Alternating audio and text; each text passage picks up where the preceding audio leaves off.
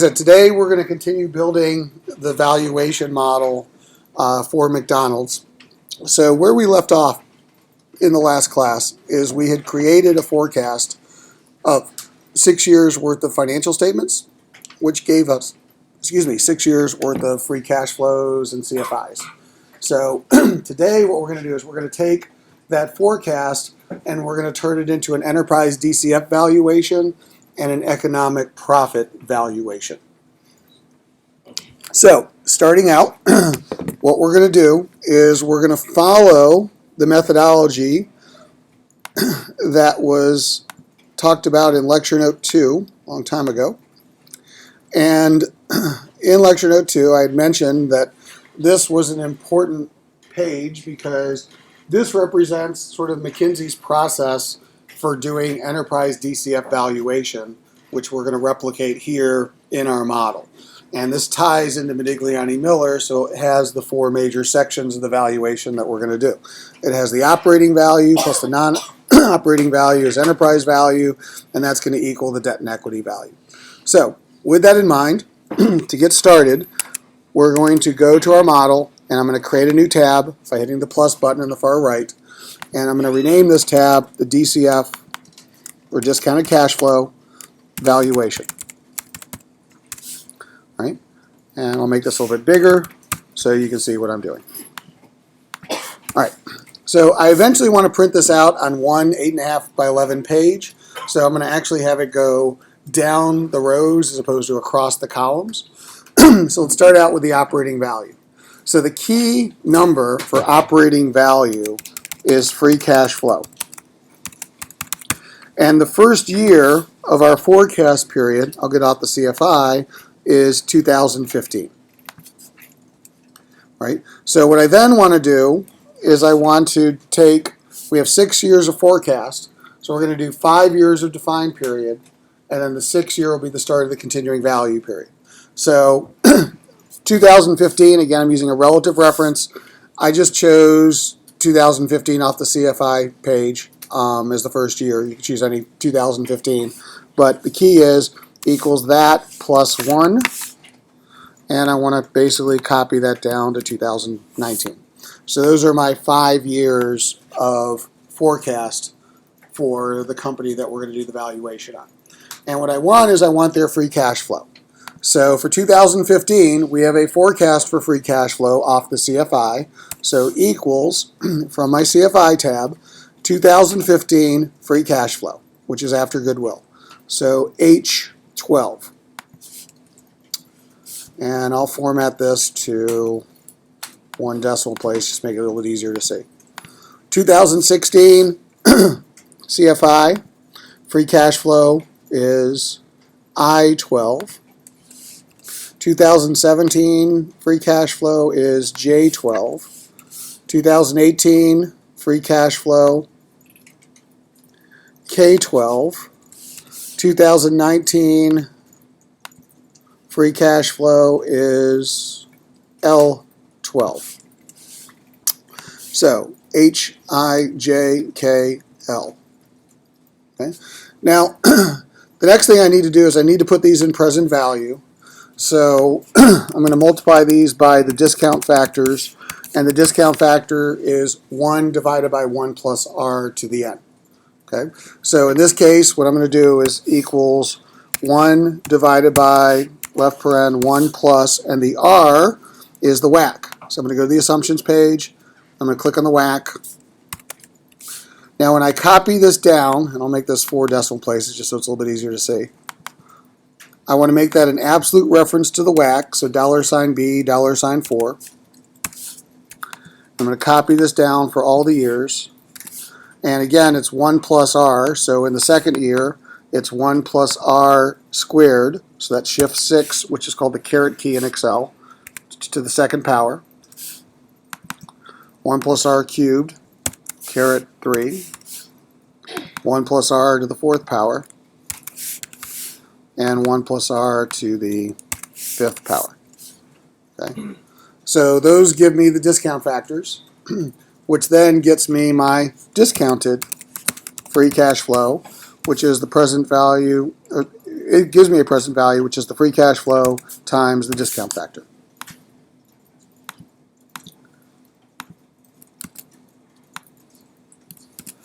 Okay. So again, present value is cash flow divided by 1 plus r to the n, or t. So what we've done is, here's my cash flow, 1 divided by 1 plus r to the n or t, multiply the two together. This is the cash flow divided by 1 plus r to the n or t. So again, it basically just gives me the discounted free cash flow. Right? So when I sum those up, that gets me the operating value of the first 5 years. So what we're saying is, if those free cash flows come true, then McDonald's is going to generate $22 billion and change of value in present value terms, selling burgers in its stores for the first 5 years. That's what we've basically done. Okay. Now, McDonald's will continue after 5 years, so we're then going to get into the continuing value period. So, continuing value for McDonald's is the value of year 6 going forward. Well, in the last lecture note, lecture 6, this is what we said. We're going to use the key value drivers formula for the continuing value of the free cash flows. Okay, so the operating value of cash flows is the key value driver formula. It has 4 elements to it. No plat and T plus 1. For McDonald's, that would be the 6th year, or in this case, T plus 1 is always you do 1 extra year. So in that case, 2020 no plat. RONIC is the 2020 ROIC. G is the very long-term G of the company, long-term growth and cash flow. And WACC is the cost of capital. So those are the 4 elements that we will need in order to do the continuing value. So what I'm going to do is I'm going to put those 4 elements on the assumptions page, because again, I don't want to change assumptions anywhere in too many places in the model. So we said we're going to limit it to one of these 2 pages. So I need those 4 numbers. So I need my continuing value, no plat. I need my continuing value, no ROIC, also known as RONIC. And then I need my continuing value G.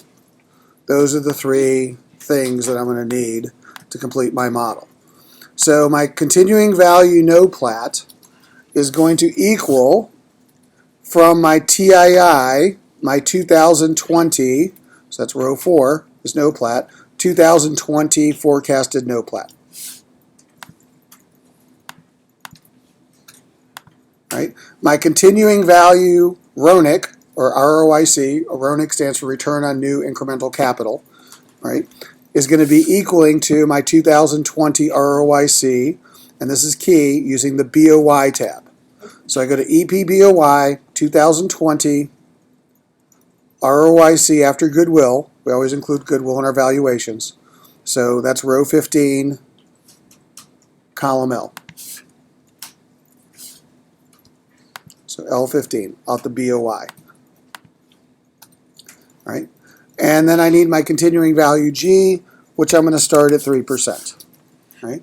And the reason I'm starting at 3% for my G is that generally over a very long period of time, companies should grow their cash flows at about the rate of the economy. We're going to assume U.S. European economies generally about 3%, very long term. You're going to primarily be doing U.S. companies. So McDonald's, where most of its business in U.S. and Europe, we're going to say is around 3%. We can always adjust it later. But somewhere a mature growth G is around 3% for U.S. and European companies. So call that 3%. All right, so now we have enough data points to do our continuing value. So again, putting in this formula with the correct order of operations equals left paren from the assumptions tab, my continuing value no plat times left paren 1 minus the CVG divided by the ROIC, right paren divided by left paren WACC minus G. So somewhere around 72 billion and change is the continuing value for McDonald's, right? Somewhere around, is that the one you want? No, Oh. the equation. So that's the equation. It's basically this equation, right? So, NOPLAT times 1 minus growth over ROIC divided by WACC minus G. So, that tells me the value of McDonald's for the year 6 to perpetuity. All right? But the continuing value equation, which is the growing perpetuity equation, includes a discount factor. So it's actually discounting that to a present value, but the present value is as the beginning of the year of the continuing value, which means it's the beginning of 2020. So I still have to bring it back to today. Okay? Now, this tells me the value as of January 1st, 2020. And today, I'm doing a value. Discount factor is usually end of year to beginning of the year, which is basically the same as December 31st, 2019, for all intents and purposes. So what we're going to do is we're going to use the same discount factor to discount this cash flow back to the present value. Right? Now, again, it's very important that we want to use the 2019 discount factor, because if we use the 2020 discount factor to the 6th power, what we would be doing is we'd be double discounting 2020, which is a common mistake that people make, and you don't want to make it, because the growing perpetuity discounts 2020. Okay, so we don't have to discount 2020 again. We just have to take the 2020 value, move it back 5 years. That's why we're using the 2019 discount factor. Okay, so again, in present value, the continuing value is worth the free cash flow times the discount factor is worth another a little under $48 billion. So therefore, the operating value of McDonald's equals the first 5-year defined period plus the continuing value period, or a little over $70 billion, 7182.19. That is the operating value of McDonald's, assuming our forecast comes true. Right? Now, following Modigliani-Miller, operating plus non-operating equals enterprise value. The good news for you is that in our TFI, we had actually organized the TFI so that the non-operating assets are listed right here. Okay? So those are the non-operating assets that we have to value.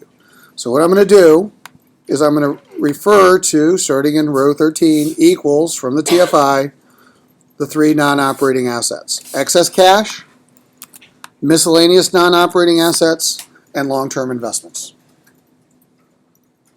Okay? Now, here's the thing. Excess cash, I want to use the current cash of the company. That's already in a present value.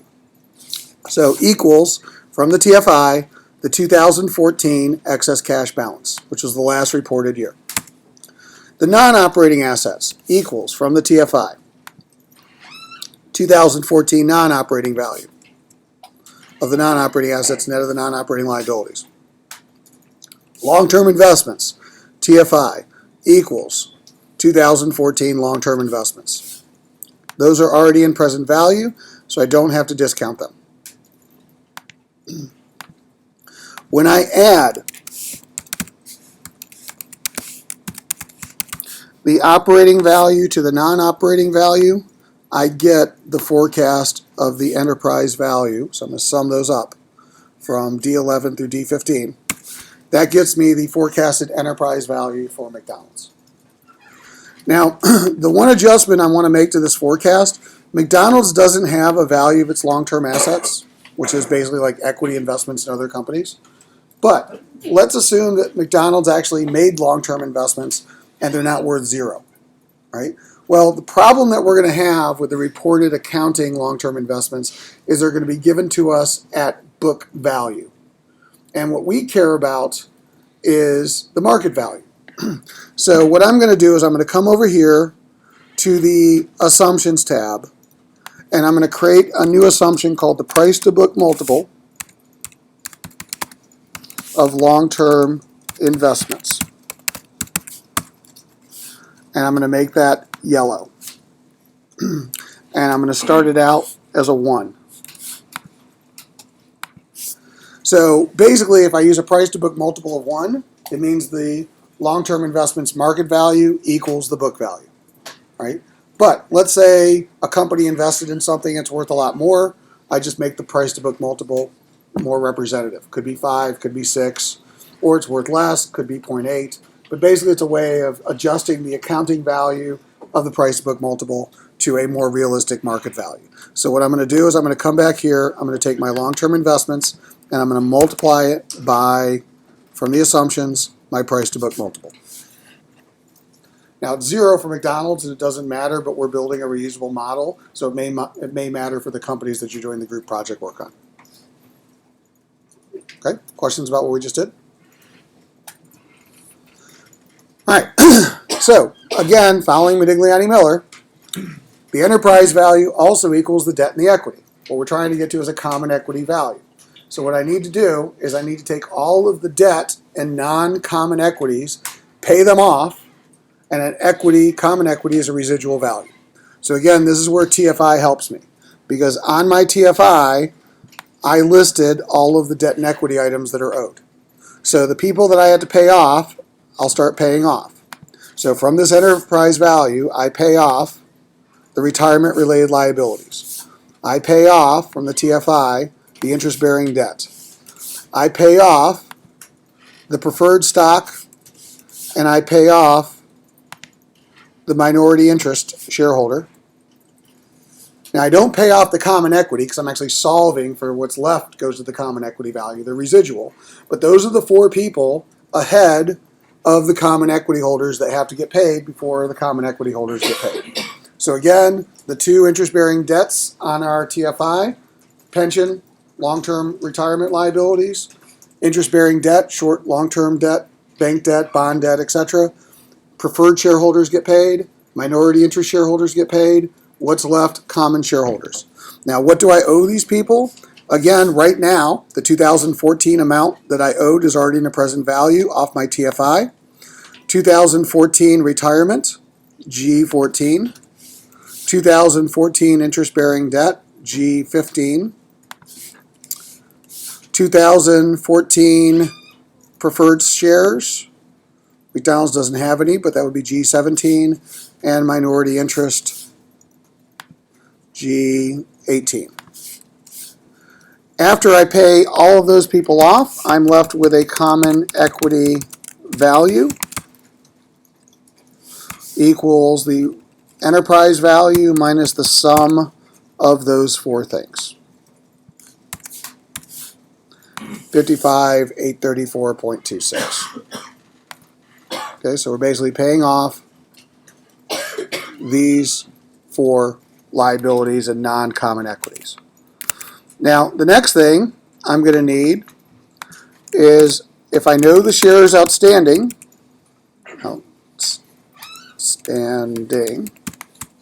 then I can get a forecasted share price. So I just divide by shares outstanding equals share price. Now here's the thing. I don't want to put the shares outstanding on this page because that's going to change company by company. Right? So I'm going to put that as an assumption. So I'll copy the shares outstanding. I'll put it in the assumptions tab, the next assumption down, and I need to go get the assumptions of the shares outstanding for McDonald's.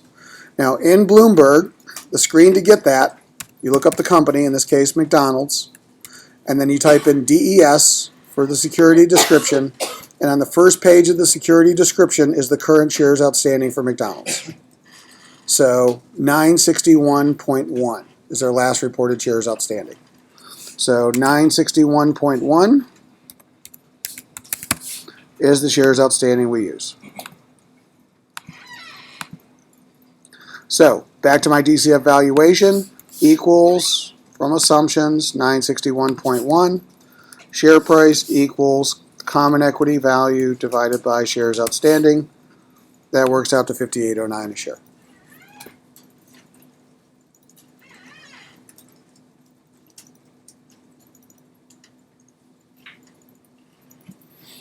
Questions about what we just did?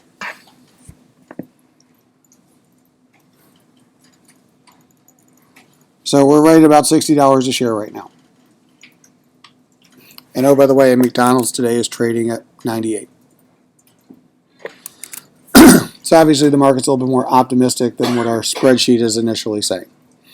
Right? So again, we take the operating value is the first 5 years plus the continuing value. Add in the non-operating assets to get the enterprise value.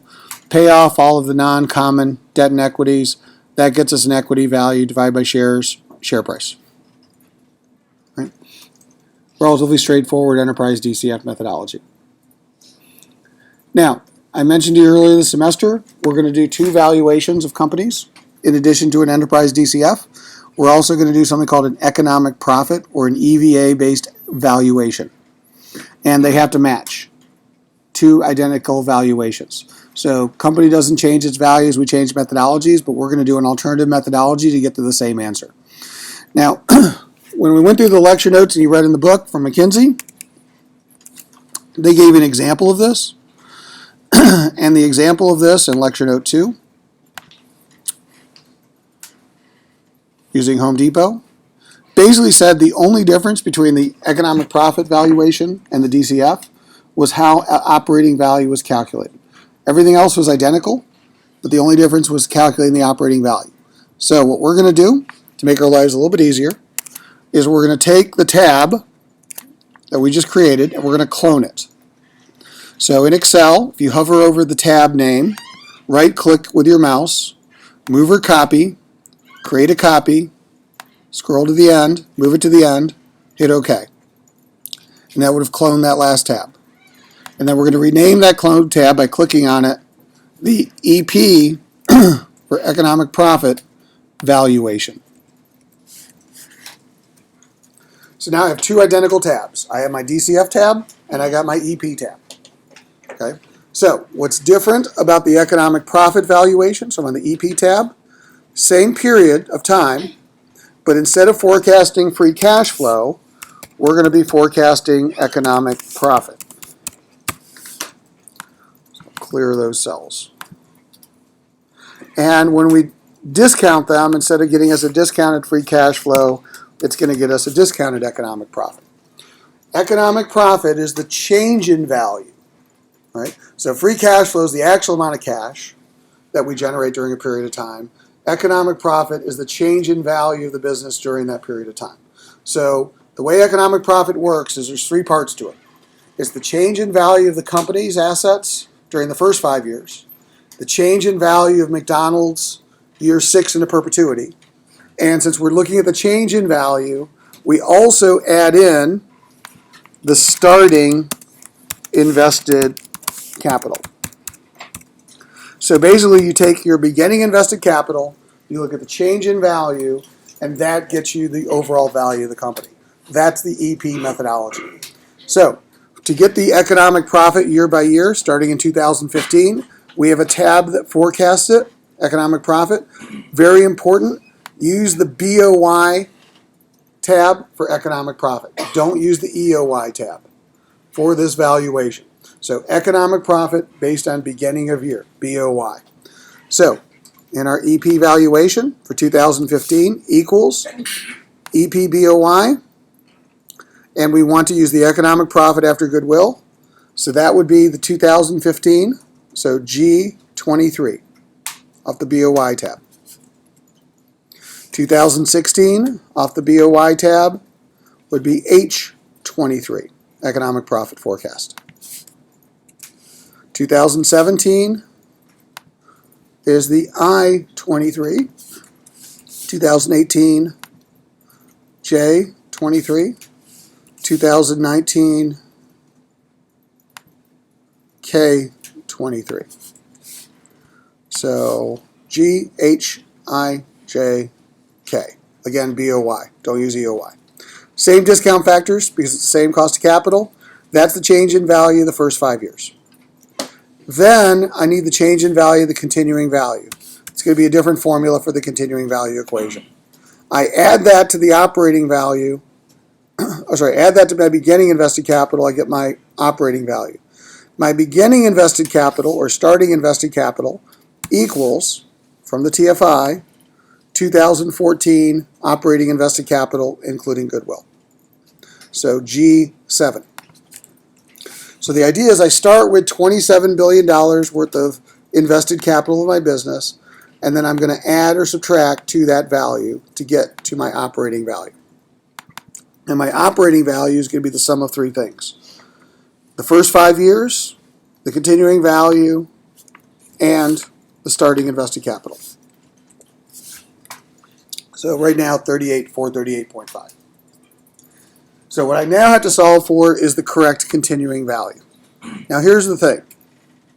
I know that I have to get the same value, so I know that the operating value eventually has to be that number.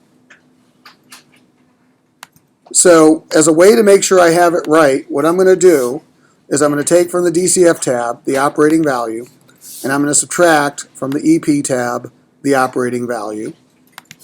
And I know that difference has to be 0 to have a correct answer, because my valuations have to match. Which also means that I know the answer to this question. I know what that needs to be. It needs to be that number. All right? But plugging in that number is not a correct answer. You'll get no credit for that. All right? What you have to do is you have to solve for it and make sure that you get them to balance. Matter of fact, this is your final exam. Part 1 of your final exam is I'm going to give you a set of company financials, and you're going to have to do a DCF and an economic profit value, and you got to show me that they're identically matched. That's half your final exam right there. Right? It's doing exactly what we're doing here today. So, here's what I want to do. I want to take my continuing value, and I want to use the continuing value for economic profit. Now, again, in the book,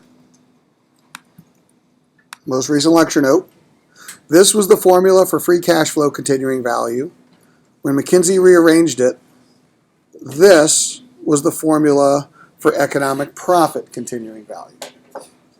So we had to put this formula with the correct order of operations into our Excel model. Right? This is actually going to be the toughest part of your assignment here. Just making sure you put it in right. So hopefully we'll get it right in the first try. If not, we can manipulate it. But the one thing that's new in this version of continuing value is economic profit in T+1, which is our 2020 economic profit. So what I'm going to do is I'm going to go back to the Assumptions tab, and I need a CV economic profit, which is going to be my, from the BOY, again we're using beginning of year, 2020 economic profit after goodwill, L23. Get that 2 decimal places, 1 decimal place. So I'm now ready to start. I got the 5 items, these 4 plus this one, to create the continuing value economic profit equation using this formula. So, see if we can get it right in the first try. Economic profit, T+1 divided by WACC. So, equals left paren from the Assumptions tab, CV economic profit divided by WACC. Right paren. Plus left paren. No plat.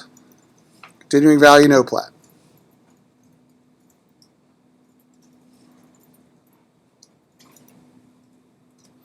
Wait a minute. That doesn't look right. I took the wrong cell here. B4. There we go. So no plat times left paren. It's going to be the G.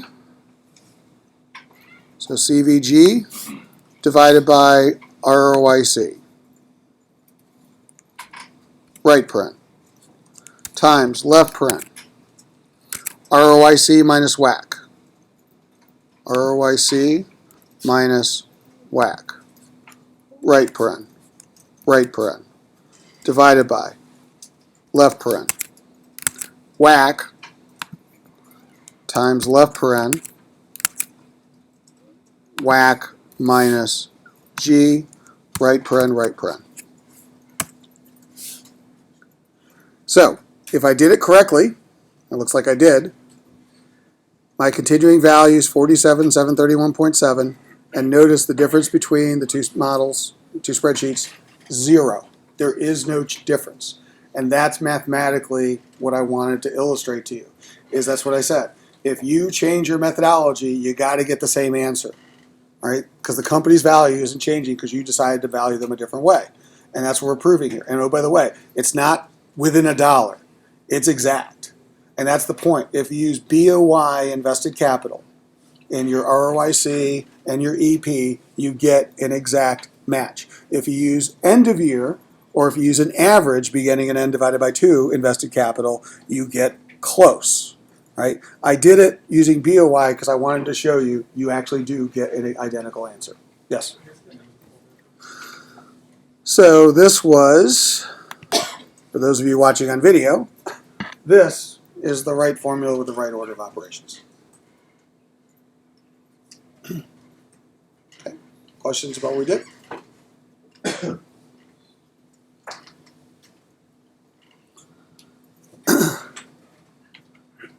All right.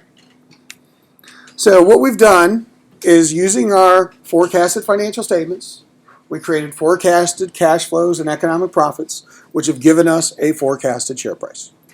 Right? What we're about to do is, in this class, you will always do 2 valuations of any company. All right? So we're now going to do valuation number 1, which we're going to call the As Is valuation. And the point of an As Is valuation is we're going to value the company based on its current share price. We got to get really close. Right? So the idea is, in an As Is valuation, what we're really trying to understand is what assumptions must the market be using to justify the current share price. That's the whole point of an As Is valuation. It's not whether or not you agree with that share price. Because whether I agree with McDonald's trading at $98 a share, which is where they are right now, that's the actual share price of McDonald's today. So it's not whether I like it or not, that's what people are actually paying. So what we're trying to figure out is what assumptions, cash flow assumptions, have to be made to justify that price. That's what an as-is valuation is.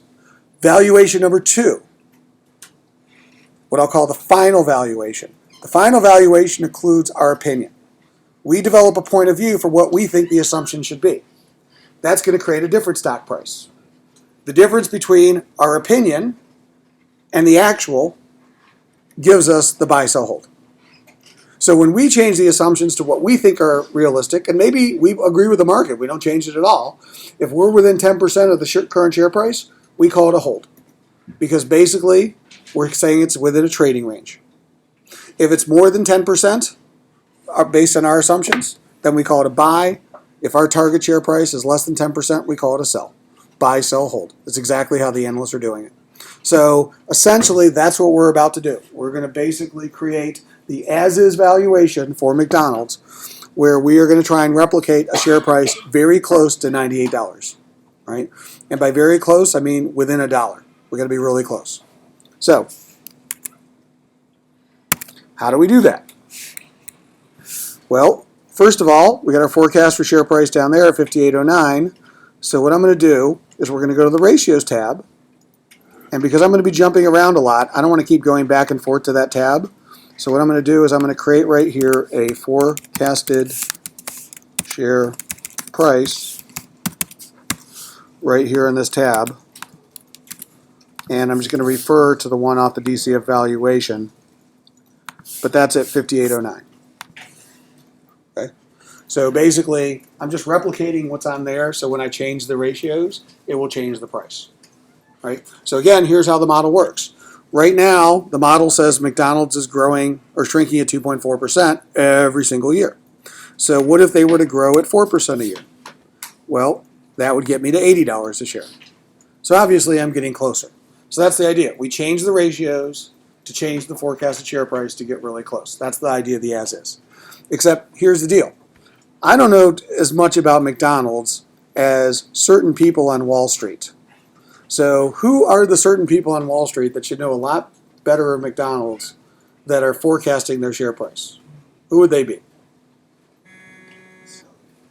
I'm sorry? It's the sell-side analysts. Okay?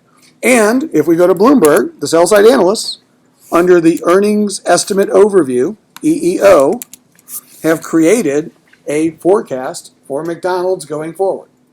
That's the thing. These people who are following McDonald's for a living professionally probably are going to create better forecasts for McDonald's than what we forecast. So that's the idea, is we're going to start with using the consensus estimates when we build out our model. Now, here's the thing. What you'll notice about McDonald's, this is true for just about any company, is the sell-side analysts are actually projecting out 5 years. However, you notice the first 2 years are more heavily forecasted than the third forecast year, right? And the reason is because every time you put a forecast out there, you're tracked. So when you get to years 3, 4, and 5, it's much less certain. There's much more standard deviation and variance in those future forecasts. And I don't want to be tracked looking like a fool because I put a number out there and then it looks wrong. So generally, the first 2 years are more heavily forecasted. By the time you get to years 3 or more, they're more lightly forecasted. And again, you can see this. There's 22 analysts predicting sales for the first 2 years. Only 5 are sticking their necks out for year 3. Now, it doesn't mean they don't have one. They have them for year 3. They're just not putting it out there for the public to see. All right? So what we're going to do for our benefit is we have to create the first 5 years ourselves. So rather than creating all 5 years, we're going to use the first 2 years of consensus to make our lives a little bit easier. So here's how we're going to do it. We're going to go back to our model on the Assumptions tab, and I'm going to create equals previous year plus 1 and plus 1 more for a future year for 2015 and 2016. Right? And again, I'm using relative references if I ever change this last reported year. The numbers that matter, and it's hard to see on the main screen here, but the numbers that matter in our model are these 3. Revenue growth rate, EBITDA, tax rate. Those are the 3 most important items to our free cash flow valuation forecast. That's why they're in light gray. And that's where you're going to spend most of your time. Is trying to figure out those 3 numbers. Now, the balance sheet, which is capital expenditures and change of working capital, that forecast is taken care of down here because we tied everything to revenue. So if you believe that the productivity of the company changes, you can change that. But by leaving productivity constant and tying it to revenue, then as the company grows, then net PP&E grows. As net PP&E grows, it creates the concept of CapEx. Okay? So in a way, we're forecasting gross investment by leaving the balance sheet constant as sales goes up and down. Now, if you believe that the company won't have productivity that's constant, you can go in here and change those numbers. But what I'm telling you is on Wall Street, most people don't change the productivity that much. And what they do is they tend to focus on these 3 numbers. That's why these are the key numbers. So, tax rate, we're using the average of the last 6 years. That looks pretty reasonable to me, so that's why I'm not going to change that as an assumption. So what I'm really going to change are growth and EBITDA. So here's the thing. What I want off the EEO screen is I want the 2016 and 15 sales to match in my model. So 2015 revenue, 25,441. So sales, 25,441. And the second year, 25,609. Then EBITDA. 2015 EBITDA forecast, 9,006. 2016 EBITDA forecast, 94,44.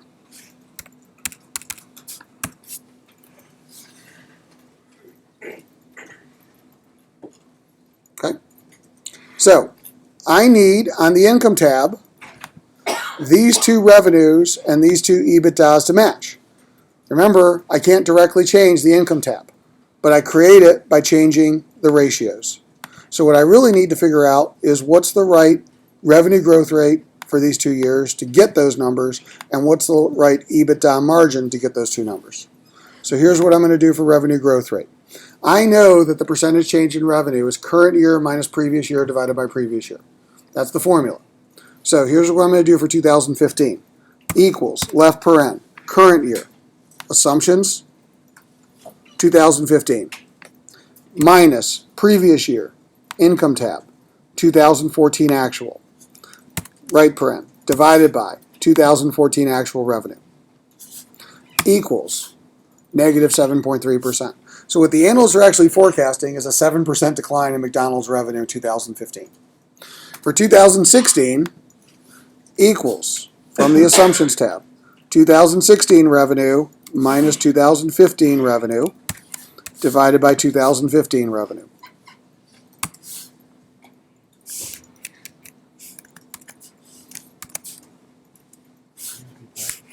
Try it again. Equals, left paren, 2016 revenue minus 2015 revenue, right paren, divided by 2015 revenue. 0.7% growth.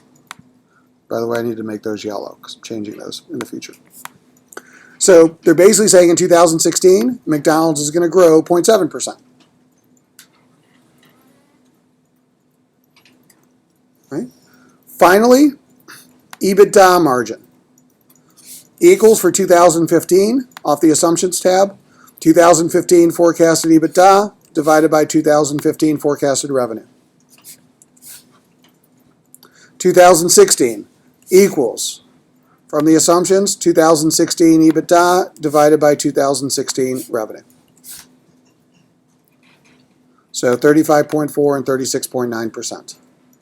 Which, oh, by the way, gets me a share price of $68.28.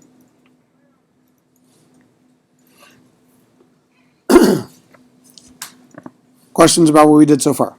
Yes? So the 2015 revenue growth rate is assumptions B13, which is the earnings estimate for 2015 sales, minus income G3, which is the 2014 actual revenue, all that in parentheses, order of operations is important, divided by 2014 revenue, income G3. Yes? 2015, which one? EBITDA?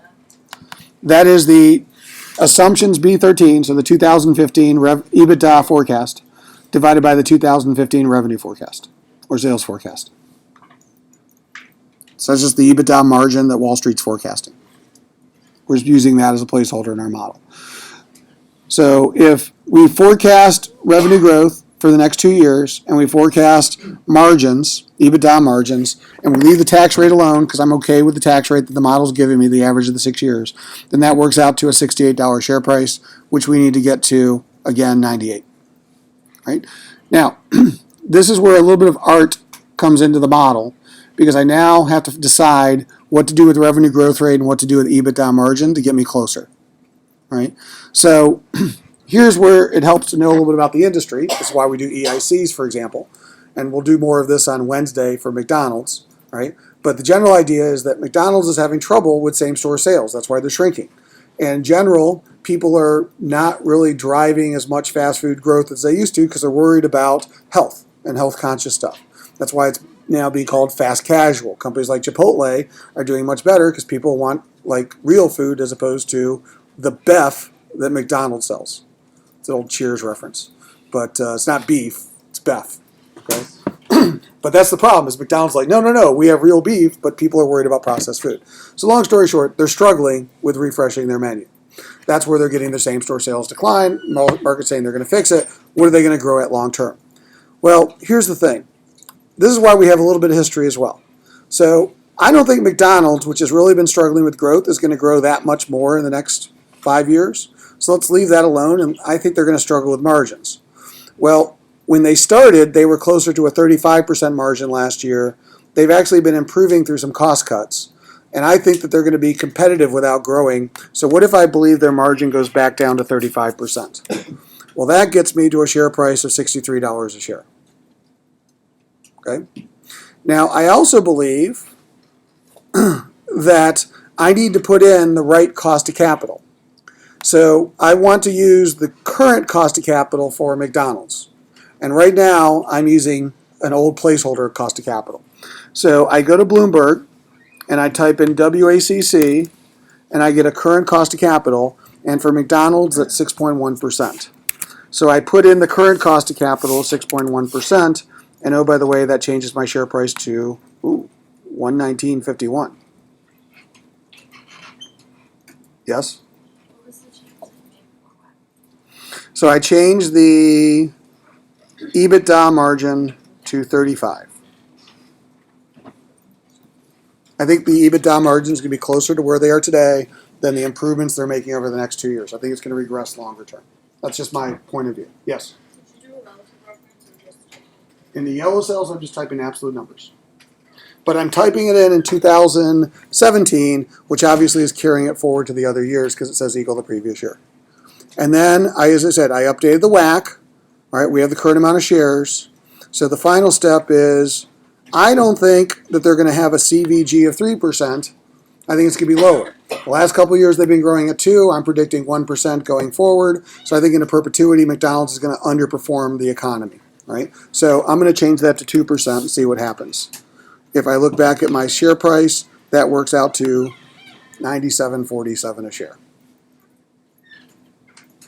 Now I'm really close. By the way, those are the 3 changes we stumbled into in the last class, and then I got to 98 and I said, gee, that's all I really need to change.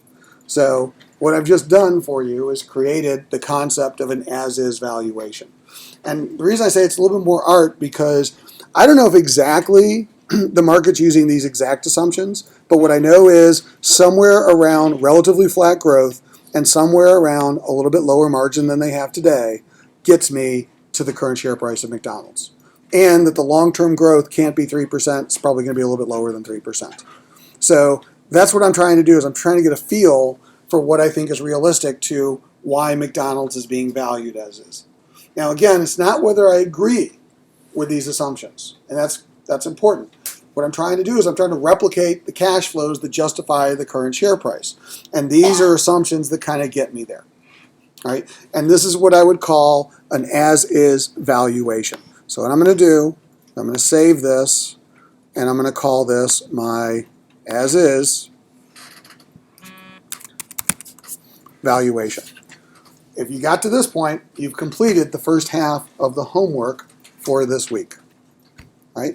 I'm not going to post this file until next Monday after your assignment is due. Okay? But we will use this file to do the final valuation on Wednesday.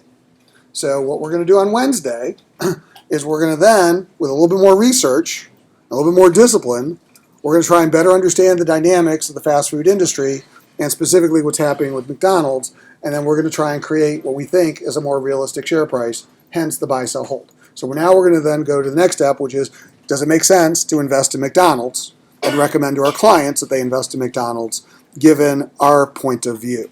So that's the major difference. When you do the final valuation, you're putting in your perspective.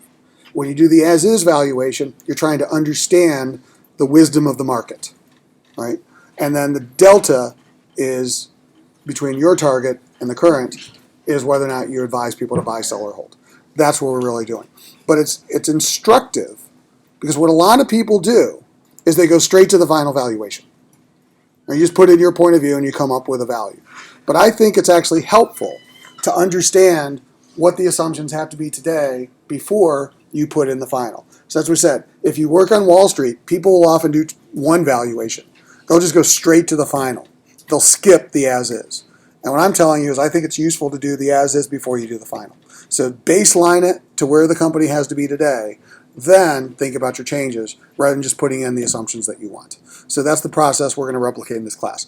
By the way, this model is now ready to be used for your group projects because we're pretty much done with the valuation model. We have created a replicable valuation model. What would I need to change? I come here to model data, and using our exported template, I overwrite the model data cell for cell, but basically copy it, paste in my company's data. Then I go to the assumptions and I change the assumptions. Make sure I have the last reported year in case they have the fiscal year, change the WACC, change the shares outstanding, change the earnings estimates. So essentially that's what we'd have to do, and that's what we will do when we practice in other companies. But for now, for McDonald's, this kind of gets us there. Questions?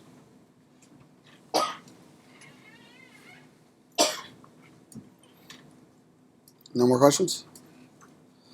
All right, so as I said, save this file. This is the first half of homework 8. Second half of homework 8 we will complete on Wednesday, which will be the valuation target for McDonald's. You'll turn in those 2 spreadsheets, plus you'll have to do a write-up explaining the assumptions that we make, and that will be homework 8, which will be due a week from today. All right? So if there's no more questions, we'll see everybody on Wednesday. And I will save this and post this on YouTube if anybody needs to follow along. Oh, that's perfect. What forecasting share price did you reach again? Well, I'm just trying to make sure I save.